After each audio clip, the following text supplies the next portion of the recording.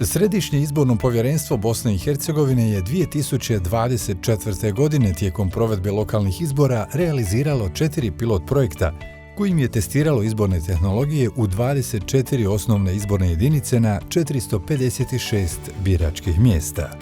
Realizacijom pilot projekata testirane su različite izborne tehnologije koje su ukazale na dobar primjer kako nove tehnologije mogu unaprijediti integritet, transparentnost i učinkovitost izbornog procesa, sprječavanje izbornih prevara, osiguranje automatskog brojanja glasova i na kraju rezultate izbora u kratkom vremenu nakon zatvaranja biračkih mjesta. Nakon uspješno provedenih pilot projekata, Središnje izborno povjerenstvo Bosne i Hercegovine je počelo s provedbom aktivnosti za uvođenje specifičnih tehnologija u izborni proces u Bosni i Hercegovini, a prije svega izvršenje nabave uređaja i softvera za biometrijsku identifikaciju birača, te nabave optičkih skenera i softverskih licenci za automatsko prebrojavanje glasačkih listića. A što nas to očekuje na biračkim mjestima s uvođenjem novih tehnologija? Očekuje nas biometrijska identifikacija birača i automatsko prebrojavanje glasačkih listića. Procedure na biračkom mjestu. Kada birač dođe na biračko mjesto, prvo će se izvršiti identifikacija birača na temelju važećeg ličnog dokumenta Bosne i Hercegovine, osobna iskaznica, vozačka dozvola ili putovnica, a zatim se vrši biometrijska identifikacija i autentifikacija birača, to jeste, birač otiskom prsta na posebnom uređaju potvrđuje svoj identitet. Proces identifikacije i autentifikacije obuhvaća sljedeće radnje i postupke. Pod 1.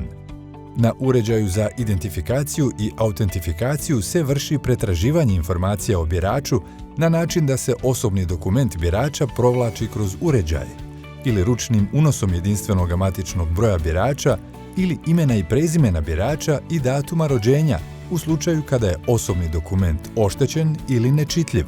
Zatim se, pod 2, na uređaju ispisuje baner na ekranu zelene boje i prikazuju detaljne informacije o biraču, uključujući i fotografiju s osobnog dokumenta.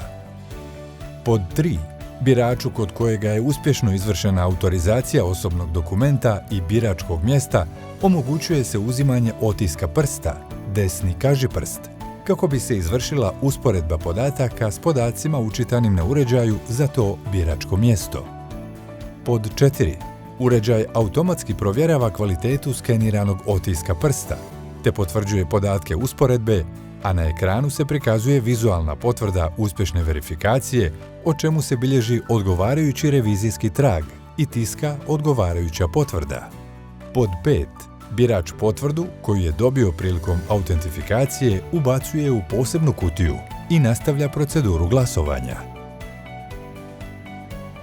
Nakon identifikacije i autentifikacije birača, član biračkog odbora izdaje glasački listić biraču i upoznaje ga sa pravilnim popunjavanjem glasačkog listića. Nakon što birač dobije svoj glasački listić, glasuje na propisan način. Birač treba isključivo koristiti olovku koja se nalazi u kabini za označavanje glasačkog listića. Zatim, popunjen glasački listić birač ubacuje u otvor uređaja za skeniranje, stavljajući glasački listić u isti, koji automatski povlači glasački listić. Na ekranu se pojavljuje poruka da se glasački listić obrađuje i provlači ga u glasačku kutiju, nakon čega se na ekranu skenera pojavljuje poruka da je glasački listić uspješno skeniran. Tada birač ponavlja iste radnje za drugi glasački listić. Optički skener za glasačke listiće na izborima je uređaj koji čita i broji glasove skeniranjem označenih glasačkih listića kako bi se osiguralo precizno i učinkovito brojanje.